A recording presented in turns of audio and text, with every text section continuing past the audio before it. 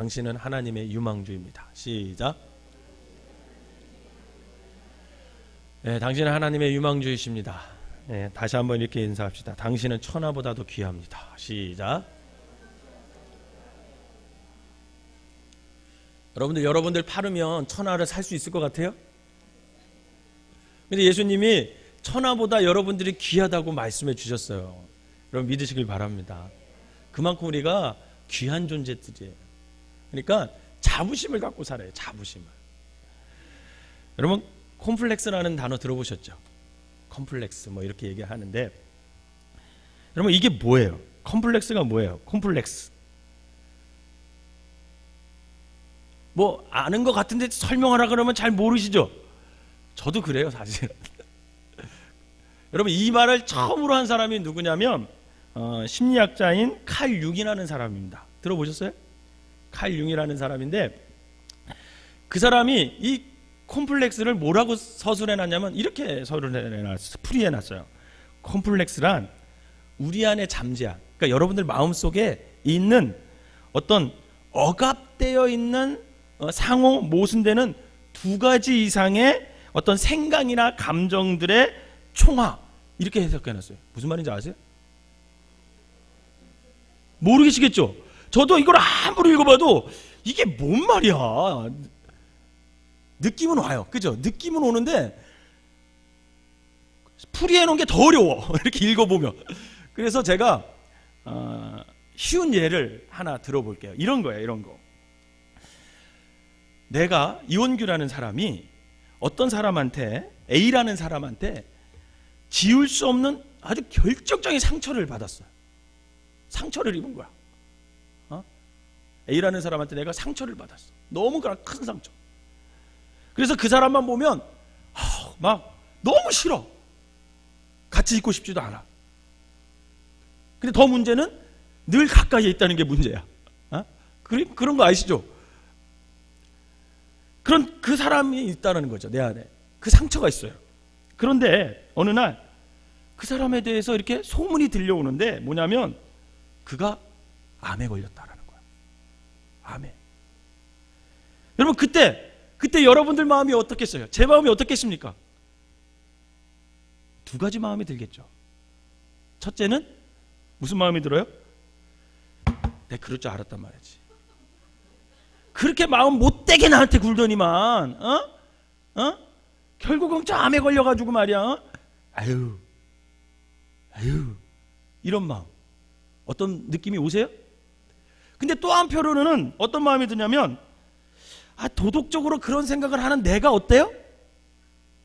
싫은 거야. 내 자신이 나를 생각해도 그런 생각을 하는 자체가. 그러면서 어떤 마음이 드냐면 그래도 죽음을 앞에 둔 사람인데 그래도 내가 한번 찾아가 봐야 되지 않을까. 이런 생각 들겠어요? 안 들겠어요? 들어요. 처음에는 거봐 나한테 그렇게 못되게 굴더니 결국 벌 받아서 그래 저거. 아주 그냥 잘 됐어. 이런 마음이 들다가도 한편으로는 그래도 내가 이런 생각을 하면 안 되지. 이런 생각이 들면서 한번 내가 찾아가 봐야 되지 않나? 막 이런 치근한 마음, 불쌍히 여기는 마음. 즉 한편에는 내게 지독한 상처를 준 그 사람이 불쌍히 여길 필요 하나도 없어. 이런 생각이 들다가도 다른 한편에서는 그래도 사람이 그렇게 해서 되겠어? 이러면서 한번 찾아가 봐야겠다라는 생각이 든다라는 말이죠. 이 두 생각이 현저한 갈등을 내 속에서 계속하는 거예요. 내 안에 두 가지 생각이 다 있는 거예요. 여러분 근데 이게 발전되면 나중에 어떻게 되는지 아십니까? 이러지도 못하고 저러지도 못하고 아무 반응도 보이지 못하는 그런 상태로 되어버린다라는 거죠. 이 상태를 가리켜 심리학자들이 뭐라고 얘기했냐면 요나 콤플렉스라고 그랬어요. 요나 신드롬 이렇게 표현하기도 합니다. 여러분 심리학자들이 우리가 이런 요나 콤플렉스에 사로잡히면 세 가지 현상이 나타난대요. 한번 내 안에 그런 현상이 일어나는지 한번 설교를 들으면서 한번 여러분들의 내면을 한번 잘 살펴보세요. 첫째로는 어떤 현상이 일어나냐면 이 요나 콤플렉스에 사로잡힌 사람은 첫 번째로는 자기가 처한 현재의 상황을 수용하지 못한대요. 받아들이지 못한대요. 내 상황을 지금. 오늘 본문에서 요나의 경우는 니느웨가 망하지 않고 보존되었다라는 현실을 받아들여요, 못 받아들여요? 못 받아들이고 있어요. 못 받아들여요. 여러분 본문 4장 1절은 어떻게 시작합니까? 이렇게 시작해요. 요나가 매우 싫어하고 성내며. 요나가 매우 싫어하고 성내며. 여러분 니느웨 사람들이 그들의 죄를 회개하자 하나님이 이 성을 멸망시킬 것이다 그렇게 했는데 그것을 어떻게 했어요? 뜻을 돌이켰어요. 그래서 멸망시키지 않으셨어요. 그리고 니느웨 성을 오히려 축복하고 거기에 부흥을 일으키게 했어요. 막 회개의 부흥을 막 일으키게 했습니다. 그런데 그런 현실, 니느웨가 멸망하지 않고 막 하나님께서 용서해 주시고 하나님이 뜻을 돌이키시고 그들이 막 부흥하게 하는 그런 현실을 지금 요나가 받아들이기가 너무 힘든 거예요. 왜? 저들 망해야 되는데, 하나님 앞에 벌 받고 심판받아야 되는데 다시 하나님이 용서해 줘? 왜 용서해 주지? 그게 너무 싫은 거예요.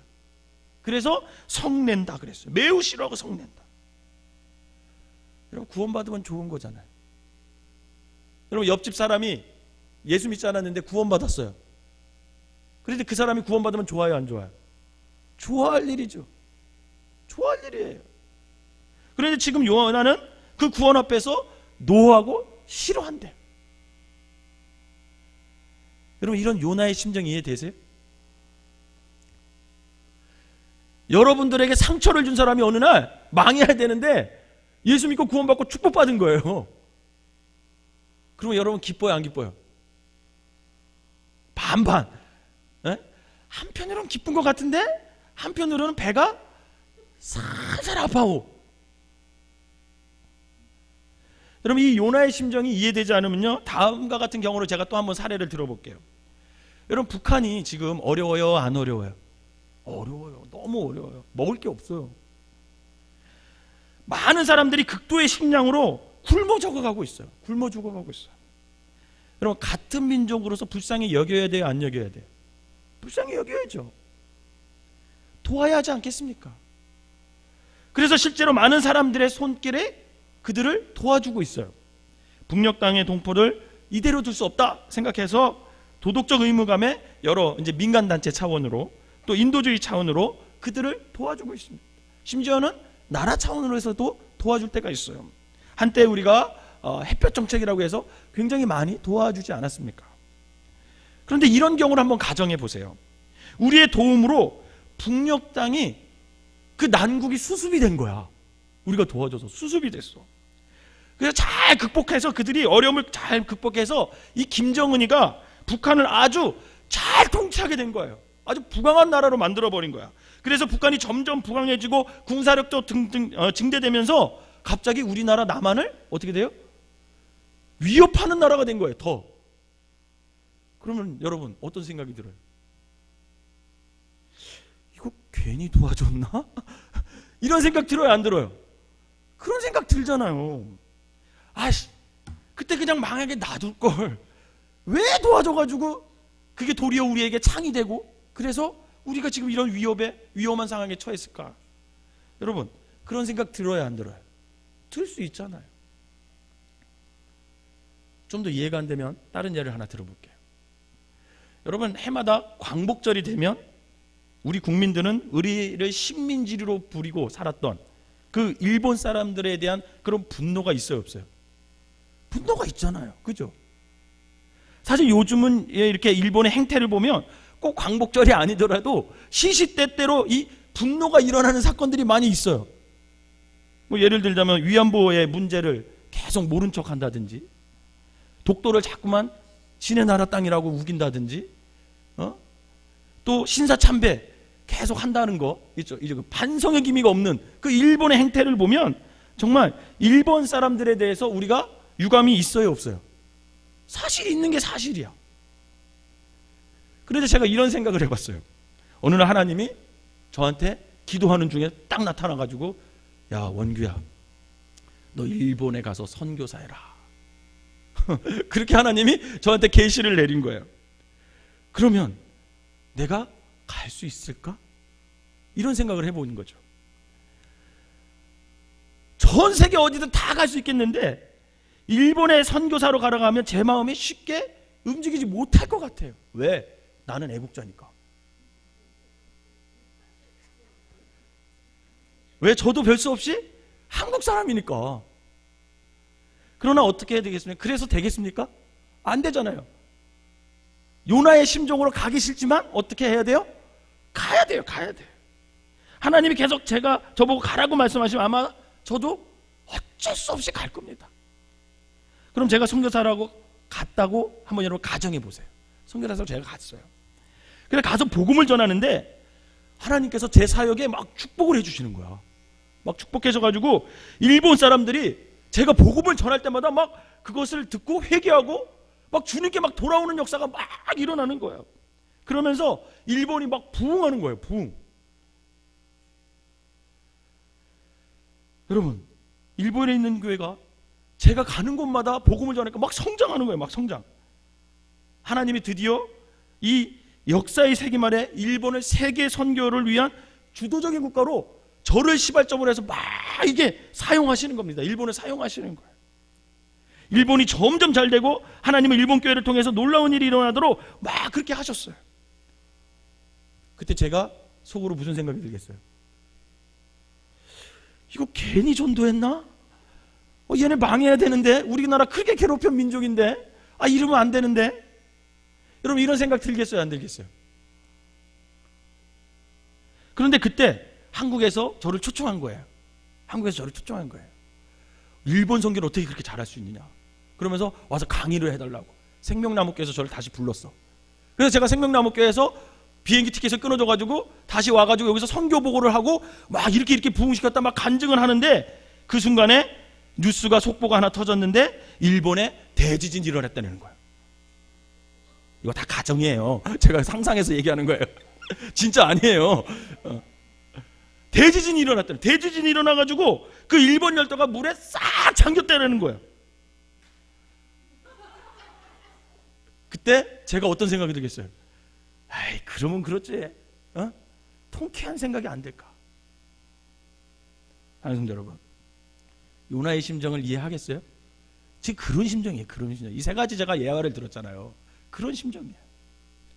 자기 조국의 적대국으로서 굉장히 악했던 나라, 자기 나라를 정말 못살게 그렸던 그 나라, 그 나라가 망했어야 되는데 그 나라가 회개하고 하나님이 용서하고 그 나라가 부흥하고 새로워지자 그 현실을 받아들이지 못하는 요나의 모습, 그게 지금 오늘 요나의 모습이라는 거예요.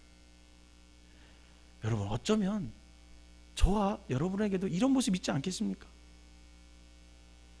참 못된 모습이에요. 사실은 참 이런 마음 가지면 안 되는데 참 못된 모습인지 부인할 수 없는 참 옹졸한 모습이 내 안에 있다는 거예요. 내 안에.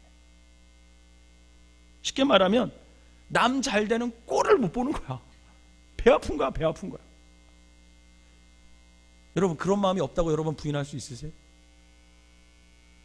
이게 첫째로 요나의 컴플렉스를 가진 사람들의 특징이라는 거예요. 두 번째는요, 이 요나 컴플렉스에 걸린 사람은 자기와 갈등을 일으키고 있는 대상을 절대로 용납하지 못해. 이해하려고도 하지 않아. 들으려고 하지도 않아. 상대도 안 하려고 그래. 여러분, 갈등의 관계를 있으면 그 갈등을 어떻게 해야 돼요? 극복해야죠. 그런데 아예 들으려고도 하지 않아. 지금 그럼 요나와 갈등 관계를 형성하고 있는 대상이 누구예요? 예? 누구예요? 하나님이에요. 하나님. 처음엔 니느웨였는데 하나님이 니느웨를 용서해 주셨더니 지금 요나는 누구하고 갈등하고 있는 거예요? 하나님과 갈등하고 있는 거예요. 그래서 요나의 경우는 지금 하나님을 받아들이지 못하는 거예요. 하나님과 온전한 교제를 누릴 수 없는 상태에 들어갑니다. 여러분, 이 요나 컴플렉스가 있으면 하나님과 온전한 관계를 맺을 수가 없습니다. 쉽게 말하면 요나가 하나님께 삐진 거야. 여러분, 하나님 앞에 삐져봤어요? 하나님이 굉장히 서운하다는 생각이 들어본 적 있으세요? 이제 요나가 그런 생각을 하고 있는 거예요. 삐졌어. 하나님한테 완전 삐졌어. 오늘 본문 2절 후반부를 한번 읽어보도록 하겠습니다. 시작. 주께서는 은혜로우시며 자비로우시며 노하기를 더디하시고 인애가 크시사 뜻을 돌이켜 재앙을 내리지 아니하시는 하나님이신 줄을 내가 알았음이니이다. 이 얘기를 지금 누가 하고 있는 거예요? 요나가 하죠. 요것만 딱 들으면 이 말이 맞아요, 안 맞아요? 맞아요. 하나님의 그 속성을 요나가 정말 잘 고백하고 있는 거예요. 근데 사실은 이건 그런 고백이 아니에요. 요나의 고백은 전혀 틀리지 않아요. 맞아요. 하나님은 정말 그런 분이에요. 은혜롭고 자비롭고 노하기를 더디하시고 인애가 크신 분 맞아요. 그리고 재앙을 내리지 않으신 분 맞습니다. 하나님은 정말 그런 분입니다. 그런데 요나가 하나님에 대해서 이런 고백을 할 때 그의 마음 상태가 어떠했는지를 알면 이 말이 다시금 다가오게 돼 있어요. 여러분 1절 다시 한번 읽어보겠습니다. 1절 시작. 요나가 매우 싫어하고 성내며, 매우 싫어하고 성내며. 1절에서 본 바와 따르면 요나는 지금 싫어해요. 성내요. 하나님에 대해서 투정하는 식으로, 약간 비꼬는 식으로 하나님께 지금 얘기하고 있는 거예요. 삐졌다 이거지. 자기가 지금. 요나가 이 고백을 하기 전에 무슨 말을 했는지 한번 여러분 들어보세요. 2절 전반부 한번 읽어보도록 하겠습니다. 시작. 여호와께 기도하여 이르되 여호와여 내가 고국에 있을 때에 이러하겠다고 말씀하지 아니하였나이까? 그러므로 내가 빨리 다시스로 도망하였사오니. 아멘. 여러분 이게 무슨 말이냐면 자기가 니느웨에 가서 하나님의 말씀대로 처음부터 말씀에 순종해서 가서 전하면, 니느웨에 가서 전하면 하나님이 니느웨를 멸망시키는 대신에 그들을 불쌍히 여기시고 그들을 용서해 주실 것 같다는 것을 요나가 이미 알았을까요? 몰랐을까요? 알았다는 거예요. 그래서 그게 싫어서 어떻게 했다는 거예요? 자기가 그거 이미 알고 있기 때문에 다시스로 갔다라는 거예요. 다시스로. 그래서 자기가 다시스로 도망간 거예요. 그런데 실제로 정말 그렇게 됐어요. 니느웨의 백성들이 회개하자 하나님께서 용서하고 그들을 부흥시켰어요. 더 잘되게 해주셨어요. 그랬더니 요나의 심정이 어떻게 된 거예요?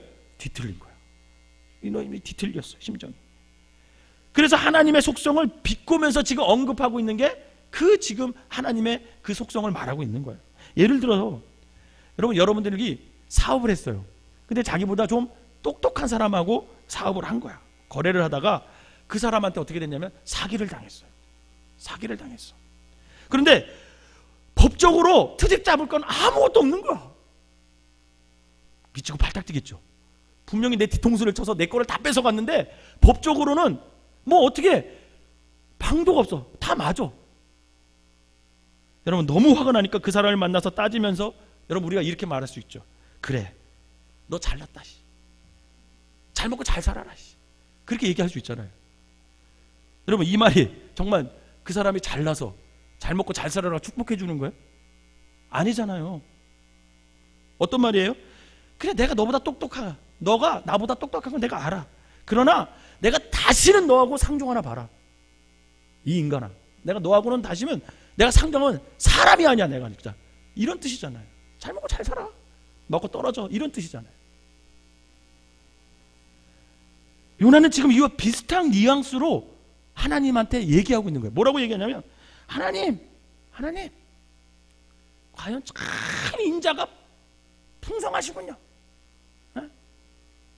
참 오지랖도 넓습니다. 하나님. 그래서 우리를 괴롭히는 그 니느웨 백성들을 그렇게 불쌍히 여기서 구원해 주시니 속 시원하십니까? 그럼 이제 니느웨 백성들하고 사세요. 니느웨 백성들하고 사세요. 나는 더 이상 하나님하고 상종하기 싫습니다. 이렇게 말하는 거예요. 지금 그 말이. 참, 아유 그렇게 사랑이 많으셔서. 느껴지세요 지금? 어떤 요나의 심정이? 지금 이런 마음이 요나의 마음이에요. 그는 자기의 삶에서 더 이상 하나님을 수용하지 못하는 거예요. 받아들이지 못하는 거예요. 여러분 사실 하나님한테 삐치면 누구 손해예요?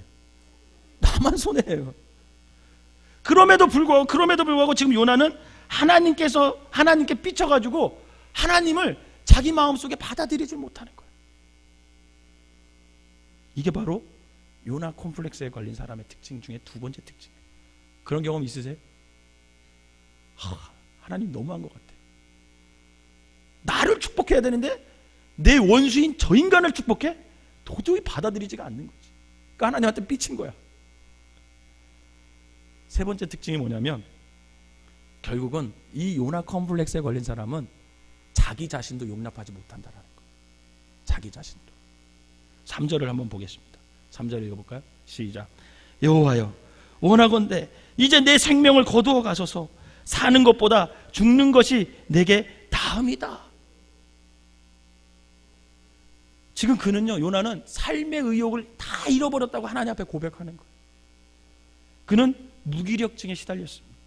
결국 그는 자기 자신마저 받아들이지 못하는 거예요.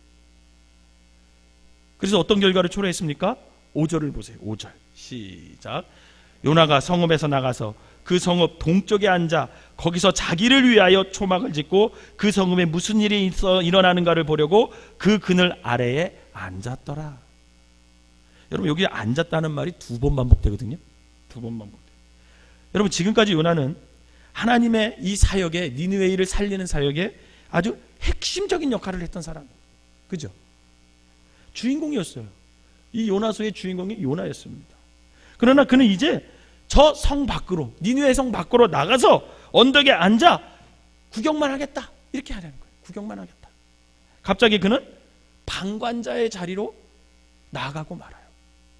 여러분, 이게 무슨 말이에요? 하나님, 이제부터는 잘해보십시오. 저 없이 잘해보세요.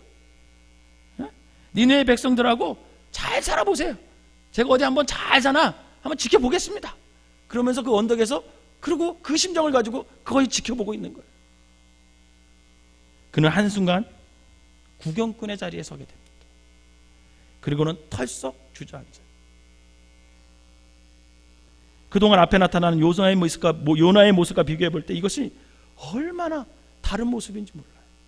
여러분, 1장의 요나는 어떤 모습이었냐면 하나님을 피해서 도망치는 요나였죠. 그죠?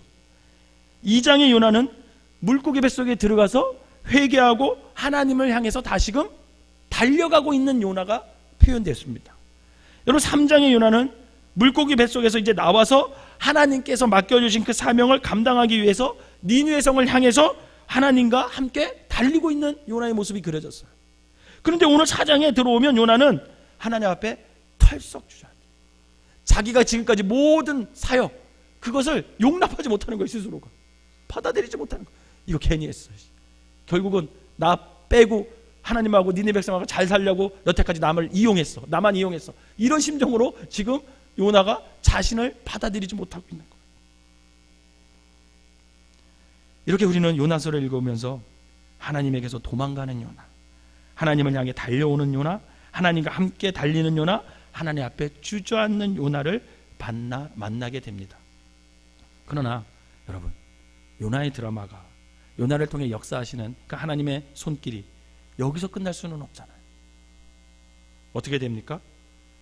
주저한 상태로 끝나지면 안 되잖아요. 요나는 어떻게 해야 돼요? 다시금 일어서야 됩니다. 그 내 안에 있는 그 컴플렉스를 극복하고 어떻게 해요? 다시 일어나서 하나님께 사용되는 자리로 서야 된다는 거예요. 사랑하는 성도 여러분, 오늘 이 요나의 모습이 혹시 나의 모습 깊은 내면에 있지 않냐라는 거예요. 요나 콤플렉스는 우리가 인생에서 가장 보편적으로 경험할 수 있는 콤플렉스입니다. 아닌 것 같지만 다 그런 마음이 내 안에 있어요.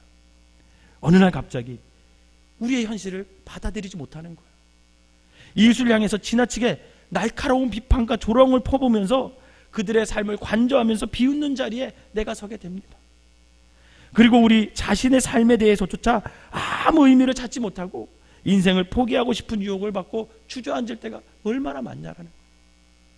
그것이 바로 오늘 4장에 등장하는 그 요나의 본 모습이라는 겁니다.